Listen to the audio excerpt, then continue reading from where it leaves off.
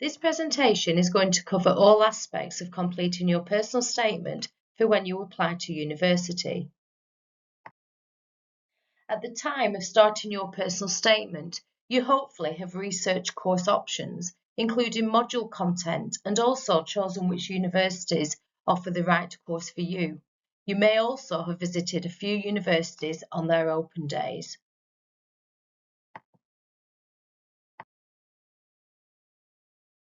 Prospectuses are an obvious place to start your research. However, they often are limited in detail, so exploring course fact sheets online is a really in-depth way to research your course. Often, they detail the content of the modules. Beware, as the content for a lot of courses are different at each university. Speak to university staff if they are attending any HE fairs or UCAS fairs that you are attending. Lots of universities offer virtual sessions. Book onto these. You can book onto them several times at different universities, so look out for those.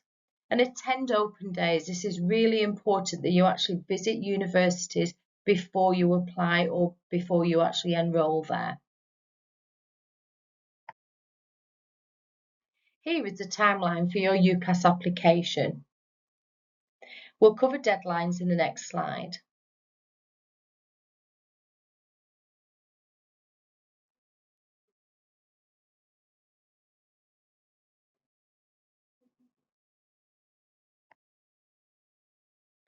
For most courses, the deadline is the 14th of January 2026. If you're applying for medicine, veterinary or dentistry, or you're applying for Oxford and Cambridge universities, then the deadline is much sooner. It's the 15th of October this year. The cost to apply to university currently stands at £28.95, and that's for up to 5 choices for September 26 entry. You may want to check with your sixth form or college what their internal deadline is. This is often any time from October half term up to the end of December. You may feel that the internal deadline is too early, but your tutors need to write a reference for each student. The application form is reasonably straightforward.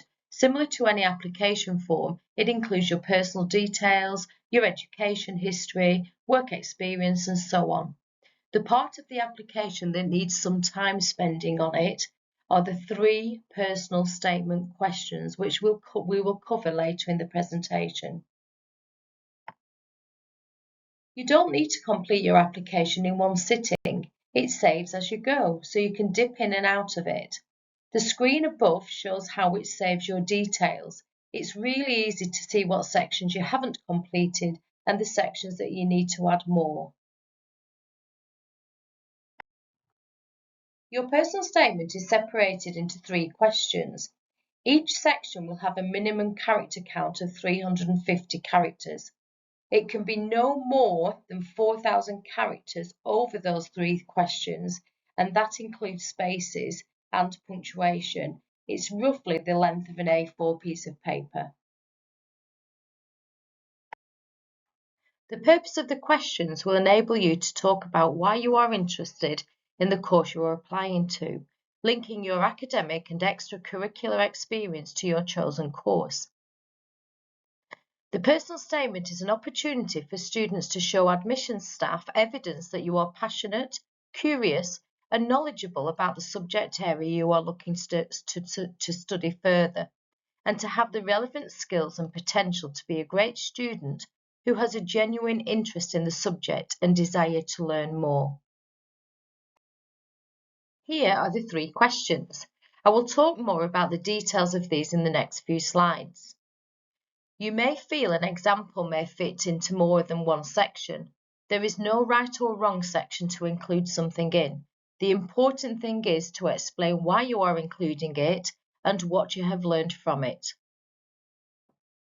Why do you want to study this course or subject? Tell us about your motivations for studying this course. It may be that you have been inspired by a role model, or it could be a subject that you have loved studying and want to pursue further. And how has your path led you to this course or subject area? Tell us about your knowledge of this subject area. Is there a particular subject area you've researched or can't wait to learn more about? What about a book or a subject expert who is doing great things that have spared your interest? Do you have a profession in mind? It may be that you have to follow this subject to pursue your career. How might the knowledge gained from this course help you in the future? The key is to research the course to find out what might be most relevant. Question 2. How have your qualifications and studies helped you to prepare for this course or subject? There is a chance for you to show evidence of the relevant or transferable skills you have gained from your formal education and highlight your understanding of how this will help you succeed in this subject area. To break this down, we're going to split it up into 3. So how your studies or training relate to chosen course or subject area. This could be current or previous studies within a school, college or training provider, or even a short online university course, any formal education. The main thing here is to focus on what is most recent and relevant to your chosen course. Second point, what relevant or transferable skills have you got that makes you a great candidate?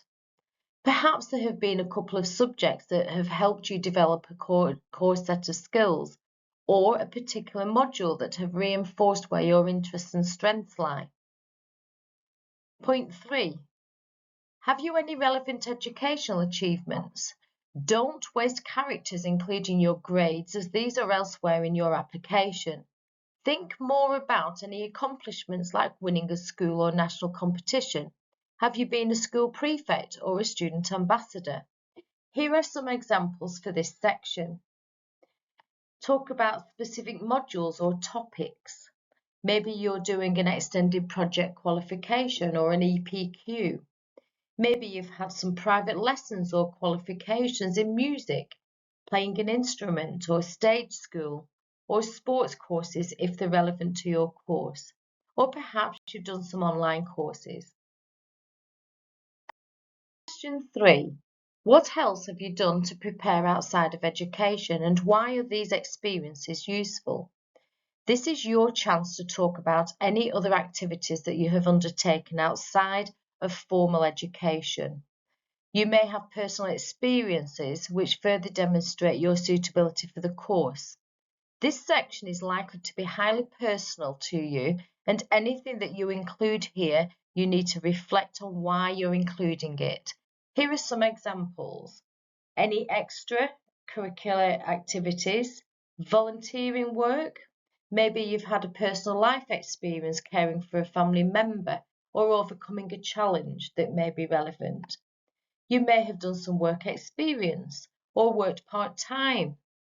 You may have shadowed somebody in a particular profession or done some online learning activities like a MOOC or a SpringPod. It could be that you visited some museums or exhibitions or galleries that are relevant to the course subject, or you may have been involved with the Duke of Edinburgh or Duke of York Awards. Here's a few things to be aware of. Universities want to see new information included in the 3 questions. Don't waste characters detailing which college you attended or which A-levels you were studying, as we already know this information from other sections of your application. Don't repeat information across each of the questions. The amount written for each question can vary. You can put more in one section and less in another, but just remember the character count. And don't forget to check your spelling and grammar. No formatting is needed. Your application, your personal statement is the same for all your choices. Your personal statement and your 3 questions are really important. Universities have far more applications than they have places. Admissions tutors read through hundreds and hundreds of applications. Yours needs to stand out more than the next student.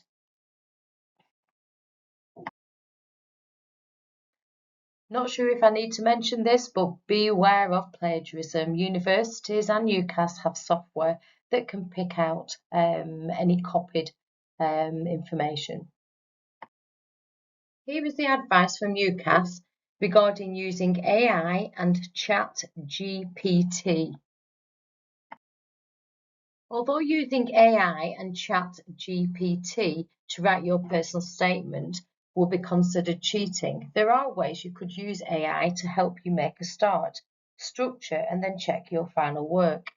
It is important to remember that while ChatGPT can generate text, it's not a substitute for your own thoughts and experiences. It's called a personal statement for a reason, and universities want to hear from you, not an AI bot. You could use ChatGPT as a tool to help inspire, clarify, and articulate your own ideas, rather than asking it to write your entire personal statement for you. Here are a few examples from previous statements. They may make you smile. Remember about spelling and grammar. Are you accurate? Here's a few examples. I am a careful person who takes great pride in my work. That's grating cheese, not having a great pride. I also have a strong grip of the English language. Again, just check that spelling and grammar. Don't be the smart aleck. I did work at Morrison's, but resigned due to the fact that some of the management staff were, in my opinion, unsuited for management roles. This may be correct, but it's not what you want to write in your personal statement. Think about the relevance to the course.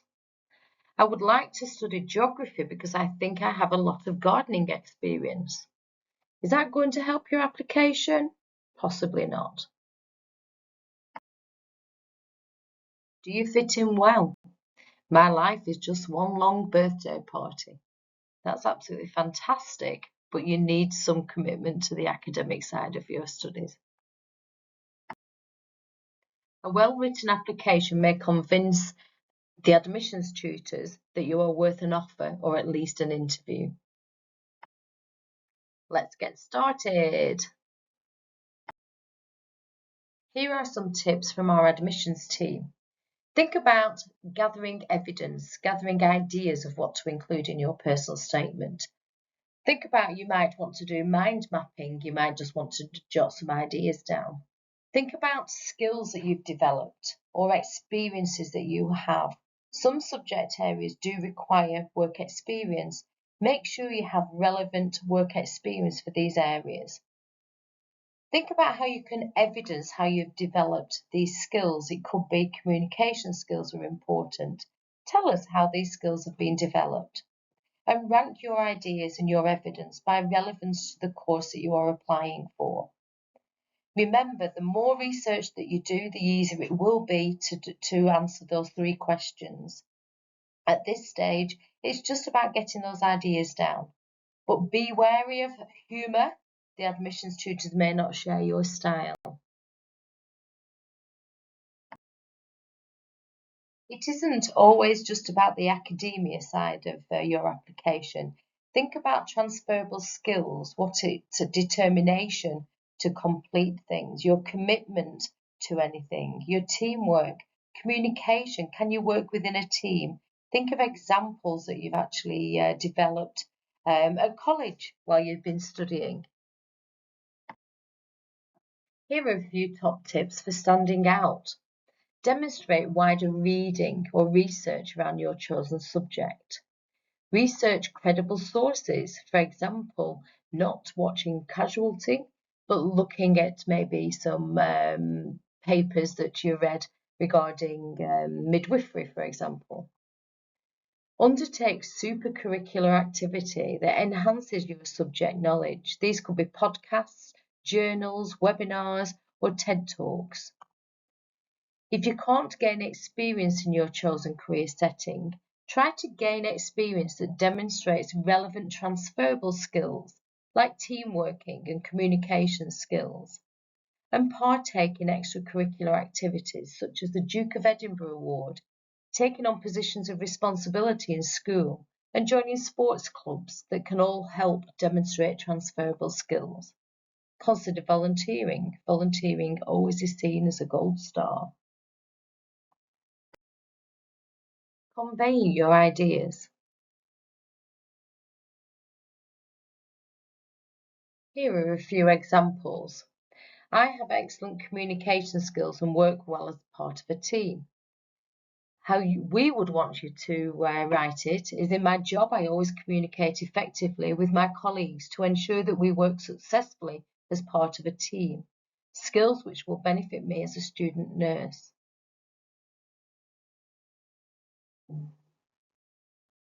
I have researched the role of a midwife and think I will fit in well as I am a caring person and enjoy talking to new people. The NMC values required for a midwife fit my natural caring personality. My enjoyment of talking to new people supports my aim to provide inclusive care to women and their families regardless of their background.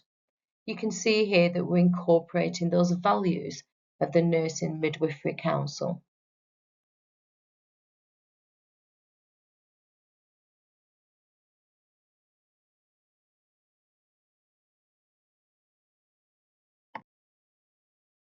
Here's another paragraph that enhances the point of saying that I enjoy running. It incorporates other transferable skills, so make sure you put some more effort into those sentences.